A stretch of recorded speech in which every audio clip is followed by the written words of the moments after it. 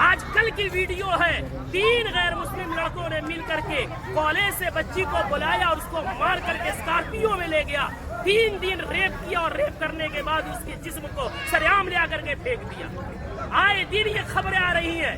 میں پوچھنا چاہتا ہوں اس کے پیچھے کے ذمہ دار معاشرے کے ہمارے اور آپ جیسے بے غیرت لوگ نہیں ہیں جو شادیوں میں ناچ گانوں میں پیسوں میں آگ لگا رہے اور آگ لگا کر کے شادیوں کو اتنا مشکل بنا دیا کہ وقت میں شادیاں نہیں ہو رہی ہے، جس کی وجہ سے ہماری بیٹیاں جذبات ان میں بھی ہے، جذبات کی رو میں بہہ کر کے ایجوکیشن والی بچیاں غیروں کے گود میں کھیل نہیں رہی ہے بلکہ ٹیشو پیپر بنا کر کے انہیں استعمال کر کے گلی کوچوں میں پھینک نہیں دیا جا رہا ہے بلکہ ان کے چیتھڑے اڑائے جا رہے ہیں۔ اتنے ادب و احترام کے ساتھ بار بار اصرار کرنے کے بعد جھک کر کے باپ کہہ کر کے بھائی کہہ کر کے ایمان کا حوالہ دے کر اسلام کا حوالہ دے کر پوری سوسائٹی کے عہد و پیمان کا حوالہ دے کر کے کہا گیا، لیکن پھر کیوں نہیں مانے؟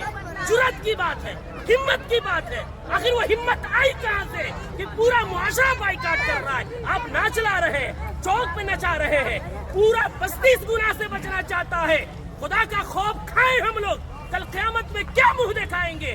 پورے گاؤں میں نچاتے ہوئے لے کر آتے ہیں، مسجد کے سامنے سے لے کر آتے ہیں، پورے گاؤں میں۔ یہ کیا ہے؟ اس کو ضد نہیں کہتے ہیں تو اور کیا کہتے ہیں؟ اس کو ہٹ دھرمی نہیں کہتے ہیں تو کیا کہتے ہیں؟ کون ہے وہ مولوی، کون ہے وہ عالم دین جس نے قرآن اور حدیث پڑھا ہے اور اتنی سختی سے منع کرنے کے بعد اس مجلس میں اس شادی میں ناچ گانا ہو اور وہ نکاح پڑھائے، اس کا قرآن اور حدیث اجازت دیتا ہے؟ میں تو احترام کرتا ہوں کہ انہوں نے پہلے ہی جو ہم سے محبت اور شفقت کے ساتھ اقرار کیا ہے۔ کون ہے ایسا جو جس مجلس میں ناچ ہو رہا ہو، جس اسٹیج میں ویشیوں کا دھندا چل رہا ہو، جس اسٹیج میں کھڑا ہو کر کے بہنوں کے پاؤں میں گھنگرو باندھا جا رہا ہو، ان کے سروں سے دوپٹے کھینچے جا رہے ہو، جس نکاح جو عبادت ہے اس عبادت کے اندر معاشرے کے لنگے اور لفنگے اور لونڈے عورتوں کے پیچھے تالیاں بجا رہے ہو، وہ نکاح میں کس مولوی کا علم اجازت دے گا نکاح پڑھانے کا؟ کون سی قرآن اجازت دے گی؟ کون سی حدیث اجازت دے گی؟ یہاں سب کلمہ پڑھنے والے ہیں، ہم مریں گے رب کے سامنے حاضر ہوں گے۔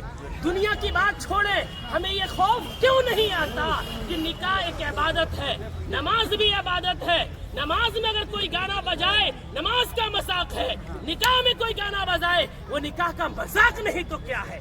جو مولوی قرآن کی آیت پڑھیں گے ان کا مذاق نہیں تو کیا ہے؟ حدیث پڑھیں گے ان کو پیروں کی ٹھوکروں میں رکھنا نہیں ہے تو کیا ہے؟